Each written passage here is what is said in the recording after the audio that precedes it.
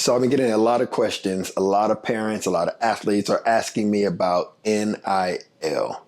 So basically, name, image, and likeness. What does that mean for student athletes? What does that mean for college level, high school level athletes even? So I'm going to give you just a short summary of what that looks like. So name, image, likeness is basically a rule that was passed by the NCAA that allows athletes to now be paid for their name, image, and likeness. So all the years of having jerseys with your name on it, or having sponsors that want to send you money or give you money for ads or for a commercial, that before would cost you your eligibility. Now that this rule is passed, you are now eligible to do so.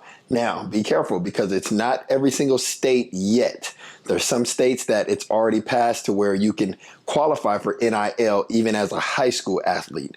But remember, if your state does not allow that, then that could cost you your eligibility. So first of all, make sure you do your research. Once you've done your research, now you're actually open for the opportunity for a NIL deal.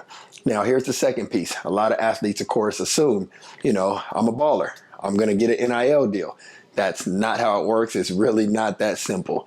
Number one, if you're working with a university, maybe a collective is what it would be called, to where as a part of your scholarship offer, they're going to give you opportunities for NIL deals, then that's one form. So how does that look? That's basically you taking care of business in high school and being in a position to have multiple scholarship offers to where colleges can use that as incentive. Now, granted, the rule isn't written exactly that way, but that's really what a collective is doing at the end of the day. So that's one way. Now let's talk about the second side of it. This is businesses, opportunities, sponsorships. It could be car dealerships. It could be headphones. It could be Apple. It could be whatever company that you already like could potentially become one of your sponsors, or you could become one of their sponsored athletes. So what does that look like? I'll give you the insight to it. If you're a student athlete and you have not started working on your individual or your personal brand, then it's going to be a little bit difficult for you to get these type of NIL opportunities.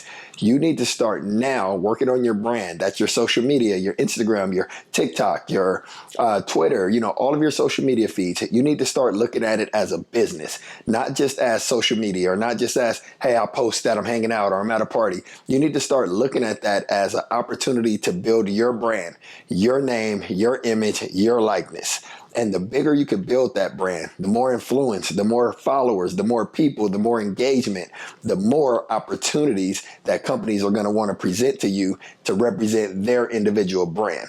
So in a short nutshell, because I didn't want this to be a super long video, I don't want to get too much into all the specifics, but we can definitely address those a little bit later. So if you have any questions about NIL, whether you're a high school athlete, college athlete, if you have any questions, make sure you send me a DM, tap in, and I'll help you answer those questions. In the meantime, focus on two things. Number one, becoming the best athlete possible. That's your training, your nutrition, show up on game day, compete at the highest level. And number two, work on building your personal brand, because over the next few years, that's going to make a big difference in determining who gets the NIL deals.